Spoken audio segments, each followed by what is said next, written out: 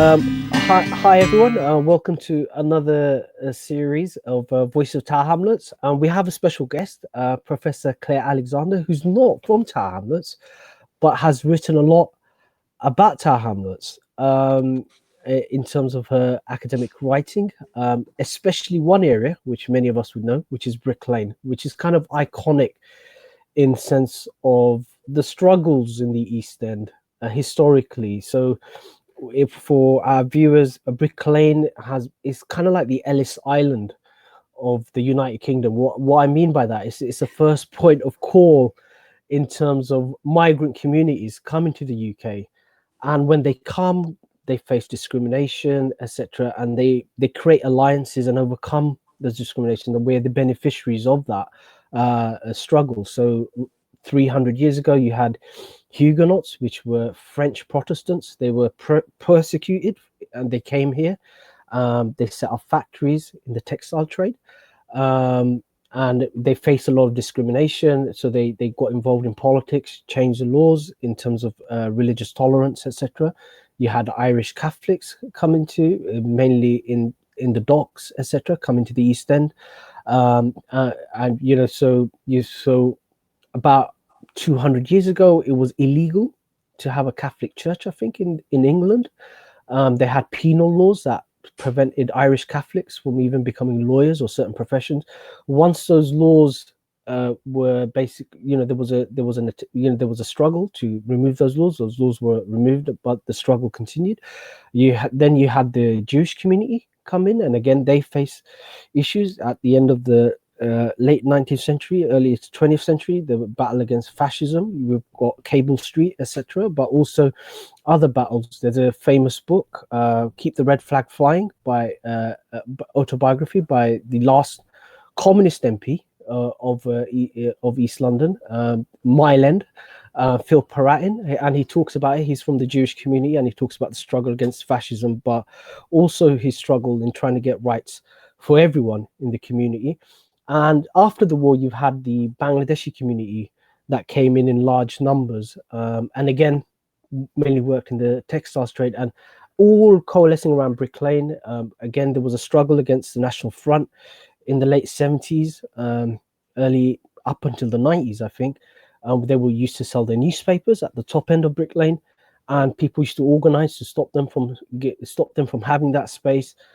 You've had the murder of Al-Tabali, and then the demonstrations against that, and people came together, and various legislations, various practices amongst the police and public institutions were changed as a result of that movement. So it's kind of interesting. Bricklane is kind of like the center of where things are happening, and it's kind of like a symbol of the struggles of, say, people and power, kind of ish, in a way, power, either political power or monetary power.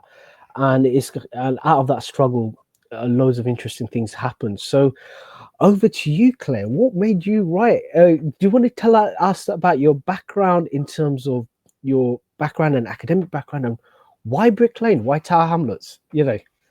Yeah, so I'm a professor of sociology at the University of Manchester, and I'm also the associate director of the Centre on the Dynamics of Ethnicity. So my work for 30 years now has been really on race and ethnic inequality in the UK, perhaps for obvious reasons. I started working with the Bangladeshi community actually in the mid-90s. I started doing a project which was on Asian youth. And the Asian youth that I was working with were Bangladeshi. They weren't from Tower Hamlets, they were from somewhere else in London. And I did a project with them on so-called gangs. I don't really believe in gangs, but it was on the kind of British Asian youth identities. And from there, I was working at the LSE at the time, and I was working with a historian. I got to know a historian there who did work on South Asia. She was from Calcutta, Bengali Hindu. She had written on tensions between Hindus and Muslims in Bengal. So she said to me, let's put it for a project to do some research on the Bengal diaspora, so on links between South Asia and the UK, which is what we ended up focusing on. So we got this money, which was in about 2006, to do a project which looked at the experience of migration in Bengal, so either side of the India-Bangladesh border. and then migration to the UK. So I did the UK end of it. And one of the things that we were interested in there was looking at Tower Hamlets, because Tower Hamlets is the largest concentration of Bangladeshis in the UK. And it has, I mean, as you were saying, in relation to Bricklane, the most fascinating kind of history of migration and layers of that. And the contribution of the Bangladeshi community to the anti-racist struggle in the area was fascinating to me in terms of my earlier work. So, so we did a project then, which was looking at the experience of migration. And I was particularly interested in how symbolic Bricklane was. So people would say to us, Bricklane is the cultural heartland of the Bangladeshi community. It's where my heart is. You know, this is where my people are. We fought for this space, and you know.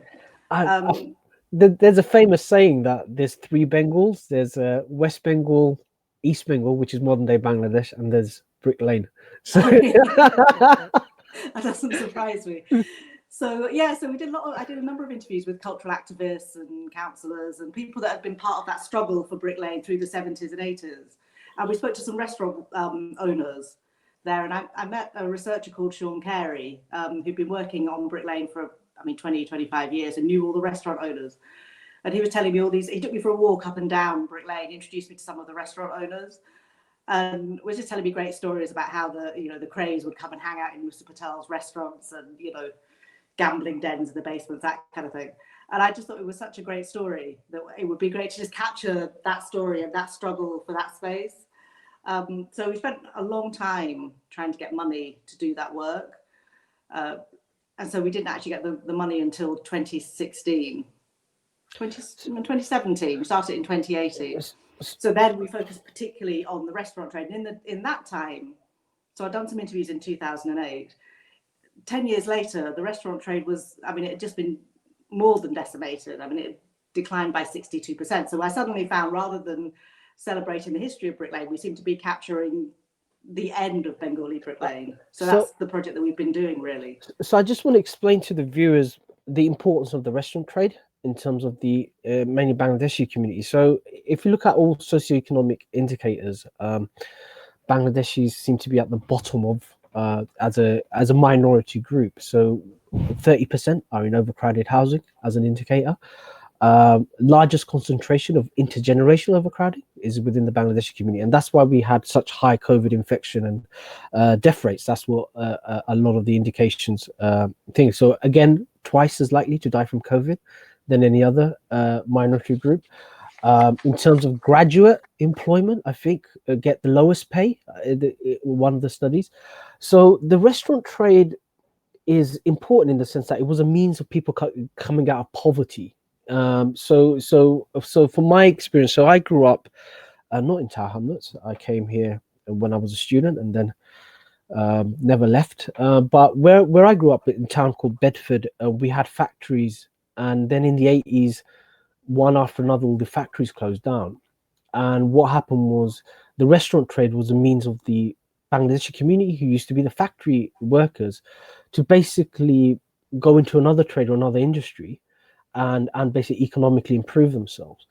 And I saw it with my own eyes. I had neighbors who were involved in the restaurant trade, and now all their children are graduates. They managed to get a good life. They managed to invest the money in terms of other business activities, etc. So it was a means of coming out of poverty, but it was also a means of organizing the community as well. So from my experience, what happened was whenever we wanted to do anything in the town, there was a meeting in the Bangladeshi restaurant where everybody turned up. You get free curry at the end. So I remember observing as a child, going with my father to some of these meetings. You have the meetings there, but also in terms of when we wanted to do a school, a language school, etc., we could collect the money as well. So each restaurant owner would agree that, okay, I'll donate a loan, the charitable organization X amount. So it's a means of obtaining capital as well. So so I'm a beneficiary of that kind of activities. But if you go to towns all across the country, you see that as well. But not just within the Bangladeshi community.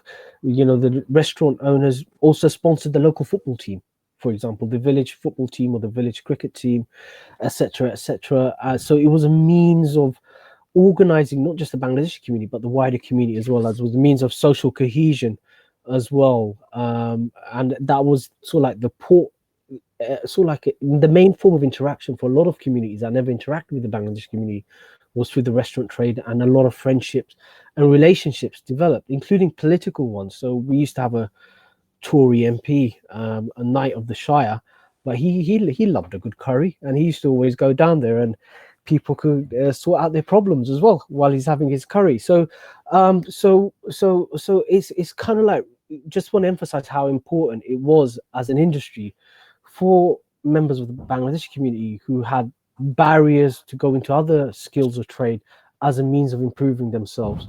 But I just wanted to say that, Cllr, because no, I mean, I think it's absolutely crucial. I mean, because I do sometimes feel that younger people now feel slightly embarrassed about the fact that their parents were working in restaurants. You know, it's considered to be very low status.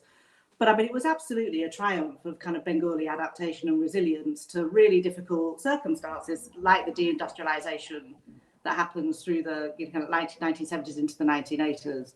And it's worth a massive amount of money. I mean, to put some figures on what you're saying, you know, the restaurant trade is worth over £4 billion in the UK, per, you know, annually. So it's a massive figure. It's 10,000 businesses, 80% of them owned and staffed by Bangladeshis.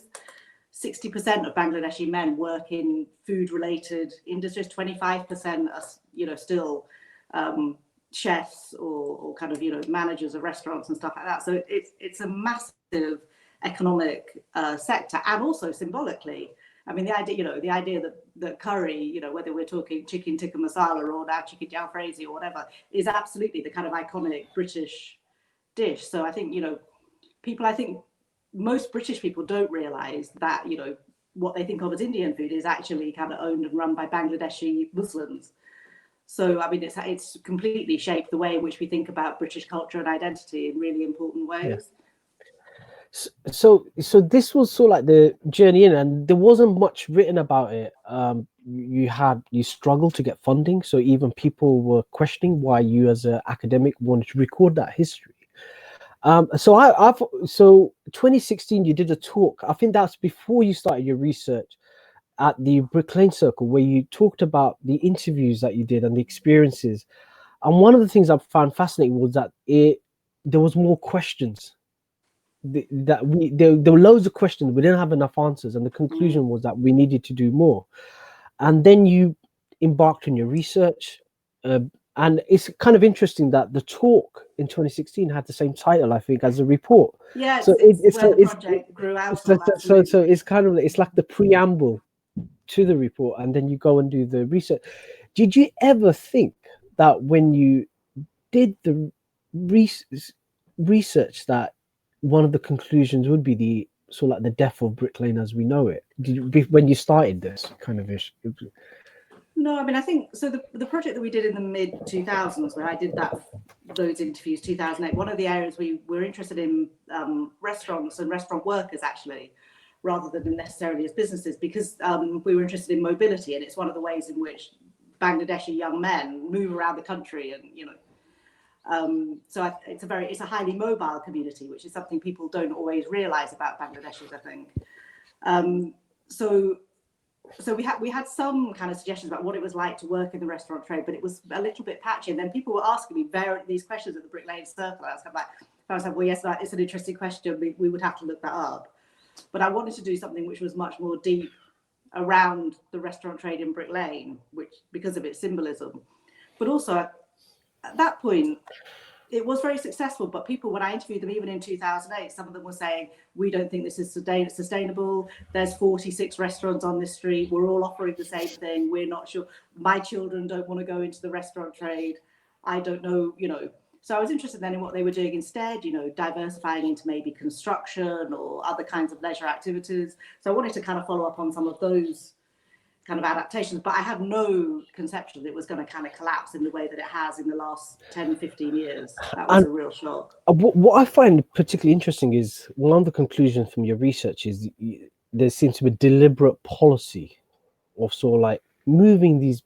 It seems like it's like that movie. Have you ever come across it? Like the old lady with the house who refuses to sell, and the developer, you got these skyscrapers at either end, and they just want this. So people come to the old lady with all these offers, and in the end, some villain burns the house down. Kind of, I think it's Steven Spielberg's Batteries Not Included.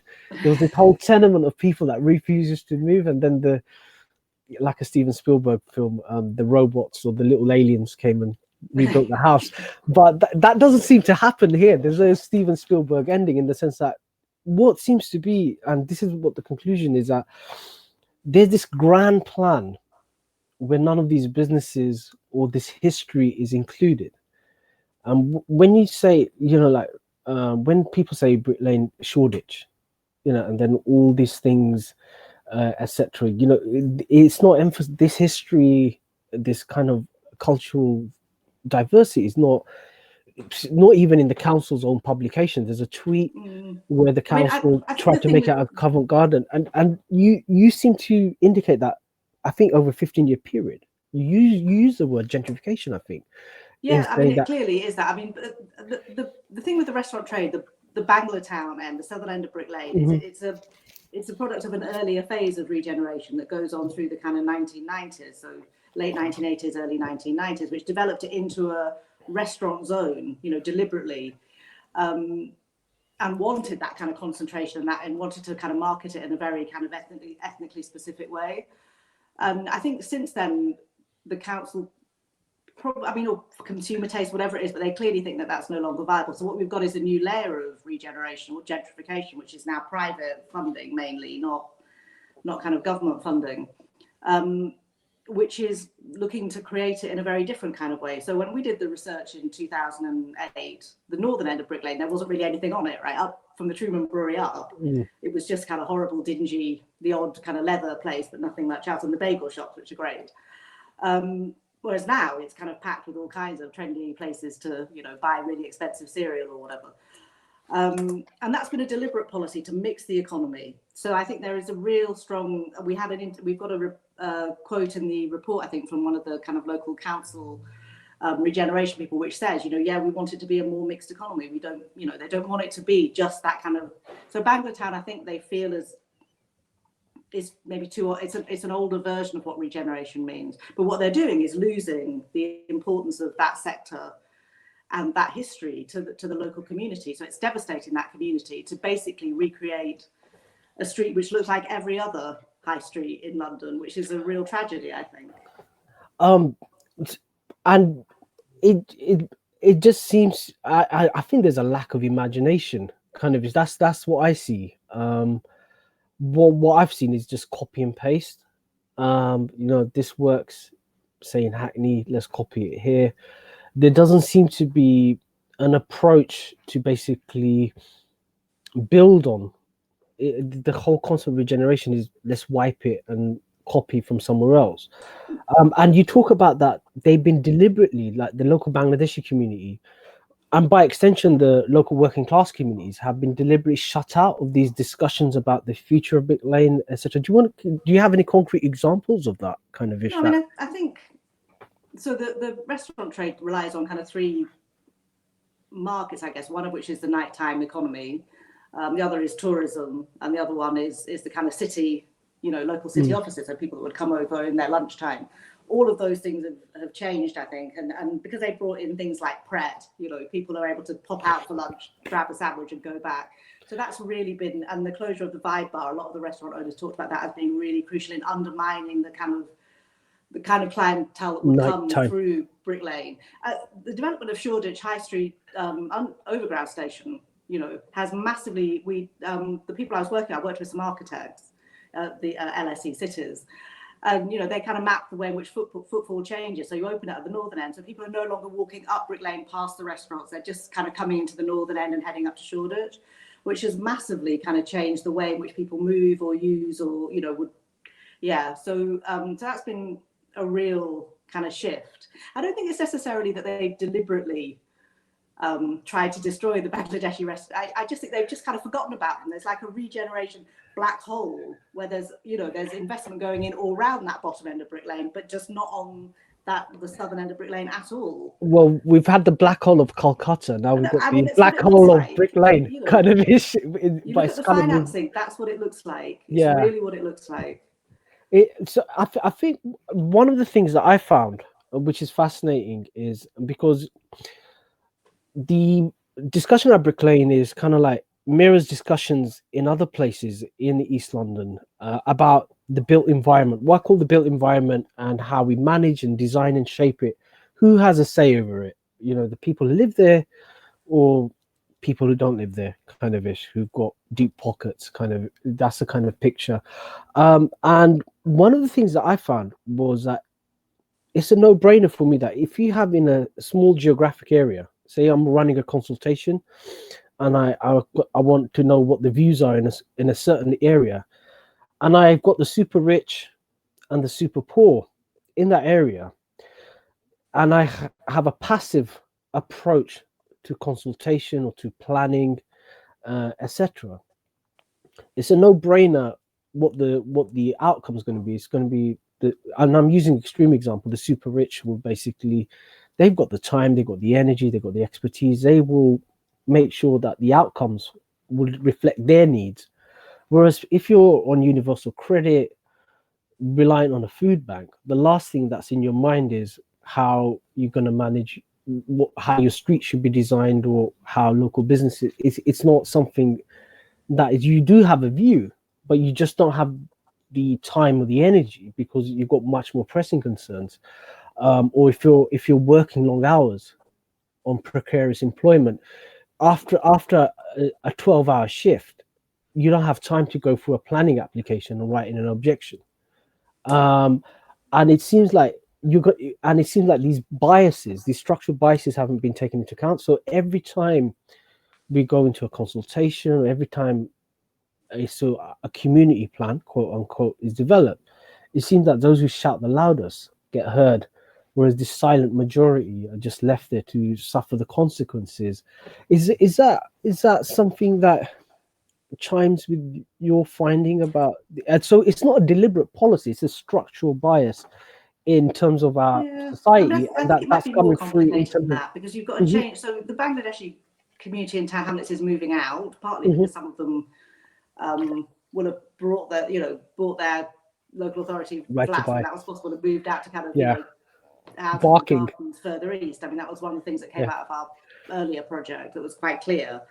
So what you get is the concentration of people who are not able to move, and who are people who are probably the least positioned to be able to contribute to those kinds of discussions.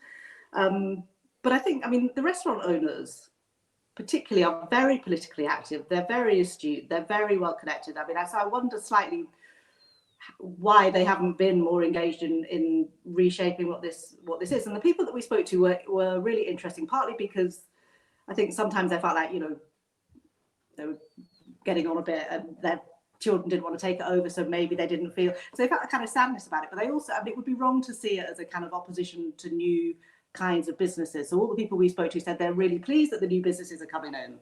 It's really exciting. They're really hoping, there's some great businesses along that street. Dark Sugars, the tea exchange, a wonderful kind of, and they've been welcomed, I think, largely. And those people have a very clear sense of that history of Brick Lane and what that means. I think it's probably less true of some of the hipster kind of places. But I think, so I think might be a shift in terms of what the council has been doing as well, because Banglatown came out of the fact that at that point, the council had very strong kind of lobby from the local community that were able to shape what happened. And some of the business owners that we spoke to really strongly felt that the council had not done enough to support them, and it basically just, hung them out to dry to pursue, bringing in Tracy Emin and, Well, that's kind of interesting in the sense that there was a tweet that was put out where the council gave this image, encouraged people to shop in Brick Lane. Rishi Sunak's eat out. So it was Rishi's last day, Chancellor of the Exchequer. Even though he's a Tory, it was a good plan. So it was Rishi's last day where you could get the £10 discount. So they put out a tweet. So you would have assumed, okay, Brick Lane eat. You just put an Indian restaurant out. That's it. Eat out. encourage people. Instead, you had this image that Bricklane is Covent Garden. I thought like it had this image of these shoppers in hipster clothes shopping in Covent Garden. It's trying to make it out, and everybody just like what. So it just like it seems to people that this is the vision that the decision makers have of Bricklane, which basically there's no place for the Indian restaurant or I was talking Banglatown to or that history. a colleague of mine who lives in Birmingham, and he was saying that the kind of Balti Triangle there had been absolutely jam packed with people all the way through this whole Eat Out to Help Out scheme.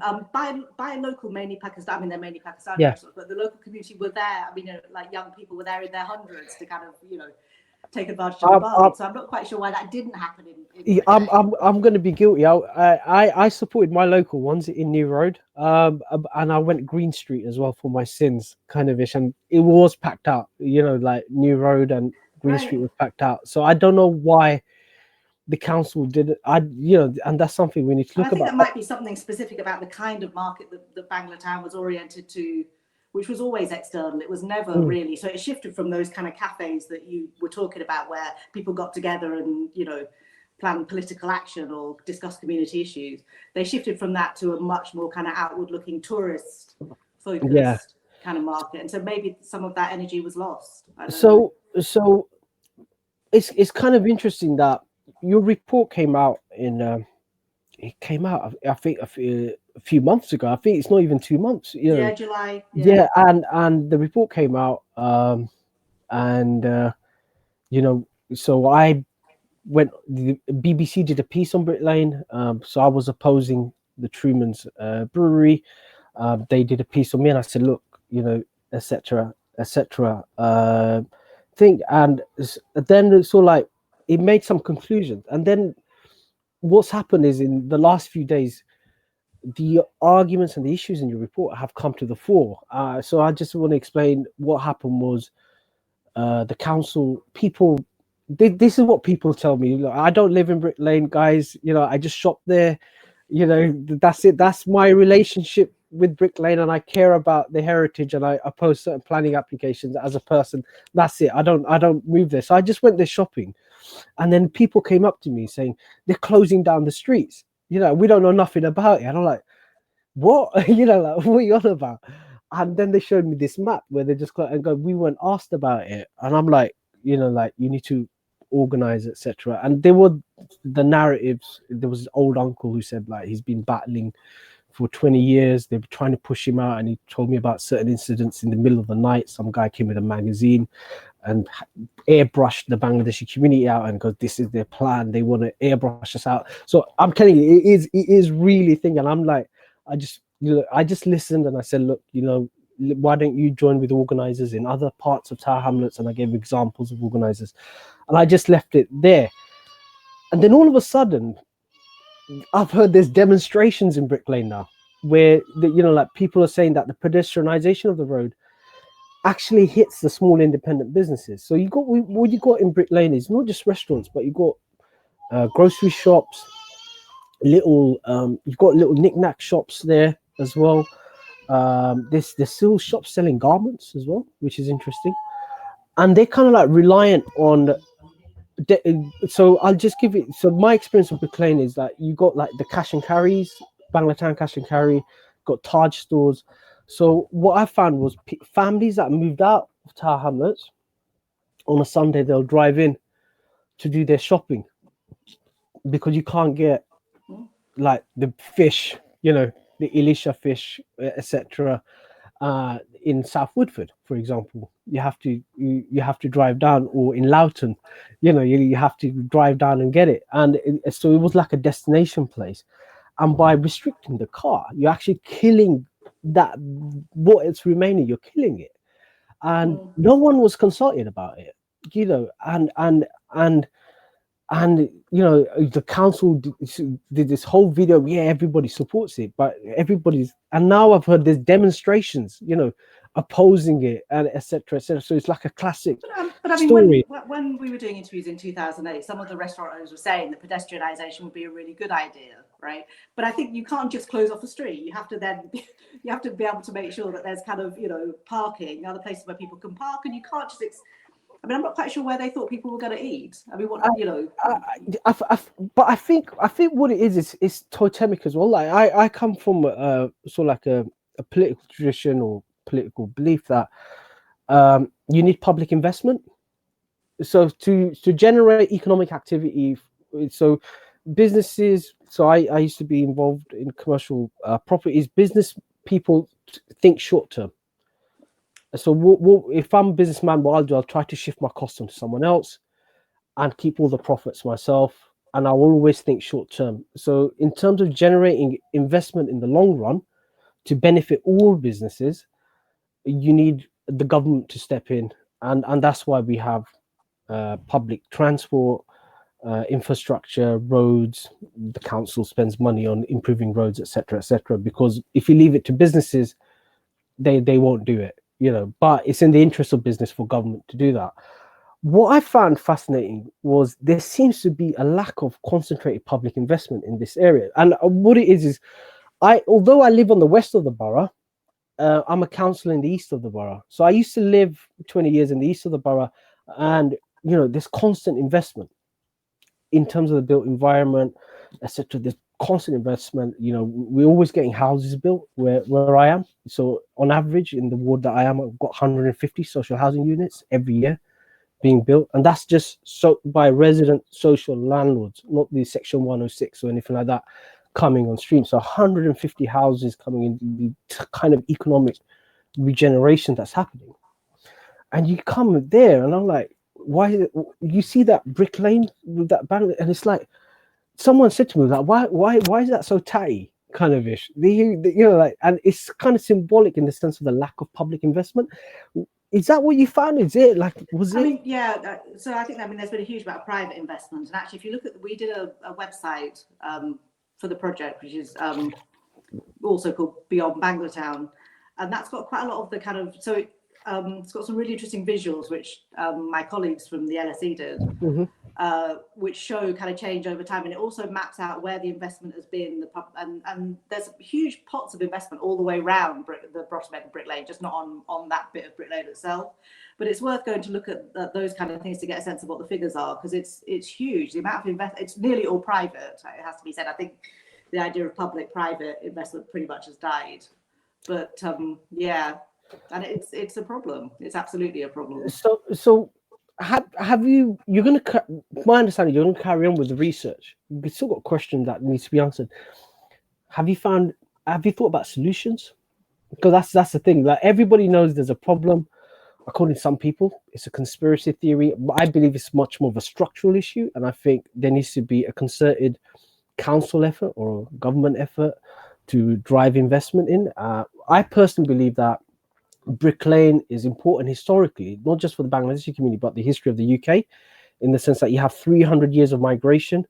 You have all these political movements that came out of it. So you had, in terms of the Chartist, so the non-conformism of the Huguenots had an impact in terms of the English Civil War, the rights of Parliament, religious toleration. Same thing with the struggles of the Jewish community, the Irish Catholic community, and now the Bangladeshi community. So it's 300 years of history. And so I've spoken to people from places in Europe, and they think you're bonkers. You know, like, if we had a place like that in a European city, we'd basically pump money in and preserve that history. And it just seems like this place is being left to the dogs. It seems like people don't want that history to be recorded or that history to be celebrated. It seems to be like a hidden history, even though it had a massive impact in terms of our public institutions. I mean, the history for me, of democracy. that aspect is the thing that drew me to the project in the first place. So it's about that kind of archiving that history, capturing that history, and the website does some of that work, right? It's got quite a lot of historical details, so it's worth people checking if they're interested in the historical stuff. And we've been working with the OCR exam board, which is GCSE. Their GCSE migration history module takes Spitalfields as one of its places that students can study as a project. And they had got hardly anything on the Bangladeshi contributions. There were loads on the, So we worked with them. We worked with their textbook writer, who's wonderful. to build that in, so that now they'll be able to kind of look at the Bangladeshi history alongside as part of that kind of broader history of migration, which I think is really important. One of the things we'd be pushing for a lot is the kind of recognition of the heritage and the significance of, you know, Bengali Bricklane, and a way of preserving that. That's going to be really, I think that's really crucial. So my question is, can Bricklane be saved and how, kind of, in your kind of, sorry to put you on the spot, like in your terms of like, Yeah, I mean, I think there what do you are feel? practical things that can be done. So I think, I mean, clearly community consultation needs to make sure it actually consults with the community. And that means, you know, kind of, you know, making sure that all groups are represented with enough time to contribute to that and state their claim again in that. I think that's really important. Things like rent control. One of the main problems for the Bangladeshi restaurants is that they don't own the freeholds.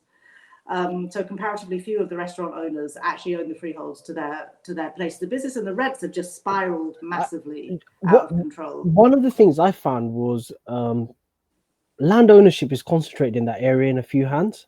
This is what I found, and it's really weird. Like for me, you go outside of the UK, like I've done sort of like land acquisition, get all these small parcels of land, different owners. So whenever you're trying to do something, but it seems here you've got this massive concentration of ownership, and then you got these tenants. It seems a bit feudal kind of ish, and it seems like they're being pushed out now because they've done their purpose. So there needs to be some form of rent control to protect I think definitely people rent against control unscrupulous landlords. Yeah. Yeah. And I mean, I think too, there needs to be support for the businesses themselves. So one of the problems has been that you can't get really good staff because the migration controls have made it impossible. That clearly needs to change, right? The Curry College thing was just completely nonsensical. It was a disaster. So I think, you know, we need to be able to get in kind of good staff. We've come across a few really interesting examples of, I mean, Carolyn chefs who have just been amazing, who are kind of staffing a lot of the kitchens along Bricklane now, actually, and have done historically. So there's partly that. There's partly about helping the restaurant owners change to the. When I first went to Bricklane to eat in the kind of mid-90s, you know, it was really different from kind of, you know, your traditional idea of what an Indian restaurant was, and it really, you know, it was cool colors, and it wasn't kind of no red flock wallpaper anywhere in sight.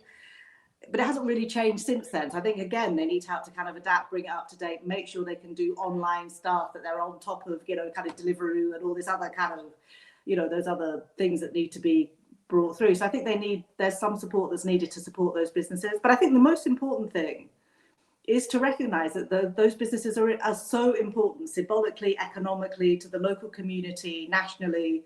And if people realize how important those businesses are, then the impetus would be there to try and kind of, you know, not necessarily preserve, because I don't think any of the restaurant owners that we spoke to wanted it just to stay the same. They don't want it, you know, the ones we spoke to were very kind of like, well, business changes and times change. And this is the history of this area has always been people come, they make their mark, they move on.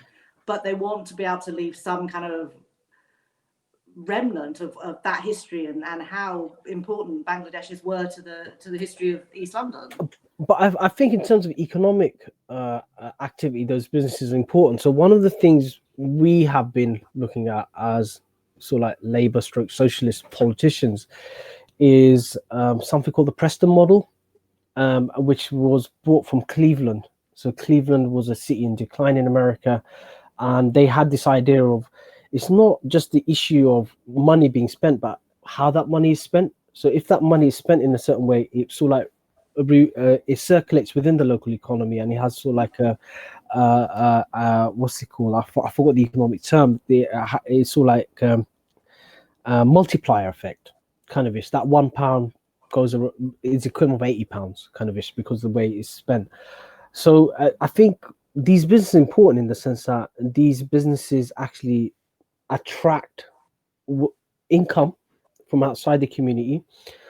The way then that money is spent by those businesses in terms of food, in terms of the materials, in terms of the staff, etc., actually circulates in that local economy. So it has a massive multi. So that £1 in the Indian restaurant is equivalent to £80, kind of is the way it. I'm just using that example. That's not a thing. Whereas if I went and spent £1 in Pret a Manger, I just want to give an example.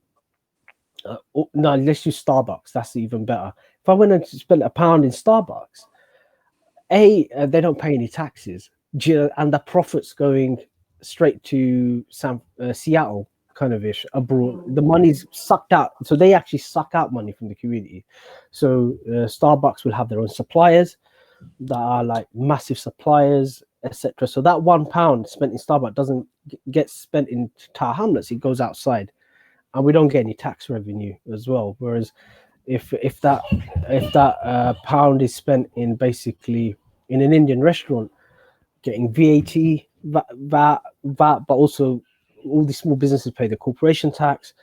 They're paying staff income tax, national insurance contribution, but that money is spent in the community, so it's spent in the local shops. One of the things that we found was a lot of the owners and nearly all of the restaurant workers live locally, and they buy a lot of their produce locally. Yeah. So that money does circulate a lot in the way that you're describing. So it's the parable of the two restaurants, the tax dodger and the tax paying restaurant. I just want to give the example.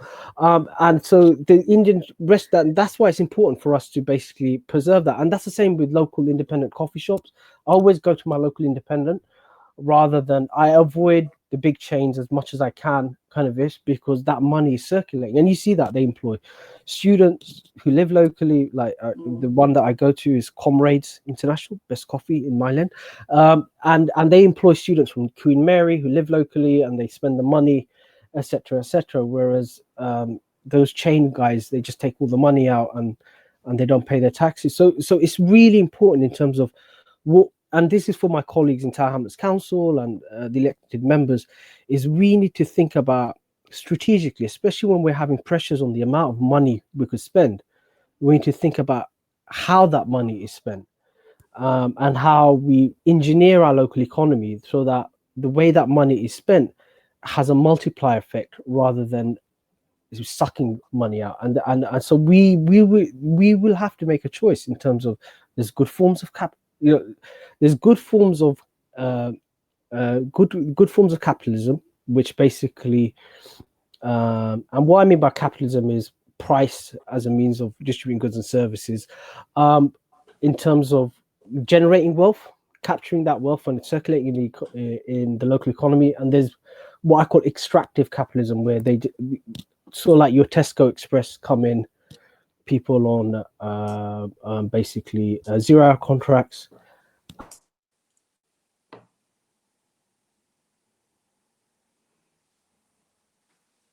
And all that money spent is none of the money is basically spent in the local economy. They buy locally, they employ local people.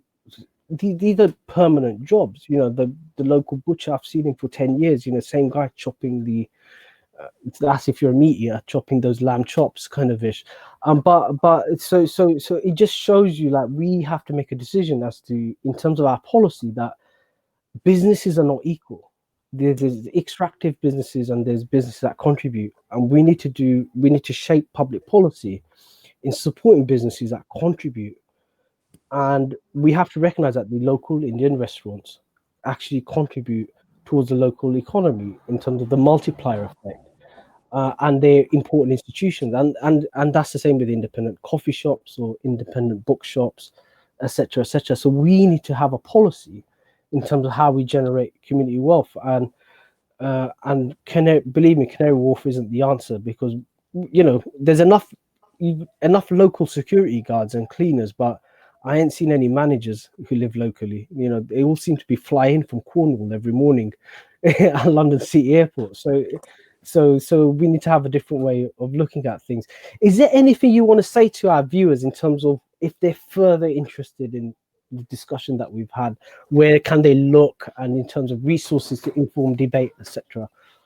Yeah, so I think the obvious place to look would be the Beyond Banglatown website.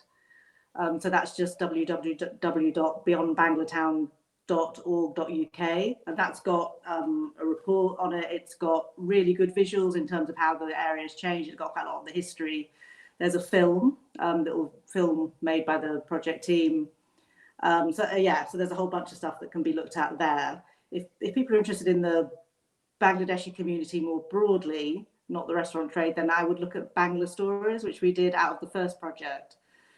which kind of captures some of those histories of migration in South Asia, but also in the UK. So I think that would be another. They're both open access. You can just go and kind of rootle around and see what you find. So with this video in the description, we'll have the links, etc.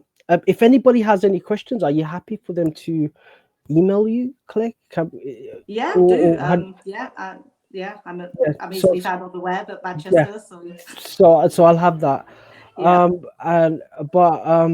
Are you going to do any events or anything like that, or do you just want to carry on researching? We're going to do a bit more research now because I mean, it was kind of lucky or unlucky, depending on which way you look at it, that we'd finished our fieldwork just before the pandemic hit. So now we want to know what, there were already those kind of structural problems. What's happened now with the closure and the reopening? So we're going to do a revisit over the next few months around that area. So we'll hopefully do some more.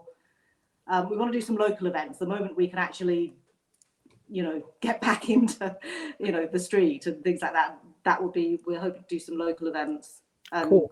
Yeah. Well, it'd be good to be part. So it'd be good to have part of this conversation, especially this road closure thing, the demonstrations. It'd be good to have your view on that. But I'm kind of like hopeful in the sense that Bricklane will survive, but one way or another, and that resilience. I just want to explain to the viewers that so modernity came to the Bangladeshis in 1757, kind of ish. So the Battle of Plassey, and the guys went out, and then this guy called Mir Jafar went to the other side, and they lost the battle, kind of ish. But despite that history of defeats or perceived defeats, you see that against all adversity, Bengal kind of as being the first place to be colonized was also the first place where you had these interesting political ideas come out of independence in terms of socialism as well, in terms of Asia, South Asia, etc. And against all adversity, people come out, they defend, they overcome the problems, and you have something interesting. And so I, looking at that history, that regardless of the betrayal and the adversities, etc., somehow I think it'll overcome. What do you think, Cllr? You think? I think and that's also true of the history of the East End and of Bricklane, right? It's about people that come, that make their mark, that move and survive and do something different. I mean, I'm hoping it doesn't quite come to that, because I'm hoping that, some element of Banglatown will remain intact, maybe hoping it won't shrink any more than it already is. Mm-hmm. So we can preserve that kind of history and those stories. I think that's really important. But cool. I mean, the Bangladeshi community has been incredibly resilient up until now, and like all kind of migrant communities in the UK, and I'm sure it will adapt and do something else wonderful, I'm sure. Cool. But thanks Cllr for having this interview, and definitely, guys, description for links, and we'll watch out for any events. Cllr, you're and if you're shopping down Bricklane, you might see Cllr with talking to people or with a clipboard, just say hello to her. But thanks, guys, for watching, and thank you again. And this is Councillor Puru Miah with another edition of Voice of Hamlets. Thank you very much. Thank you.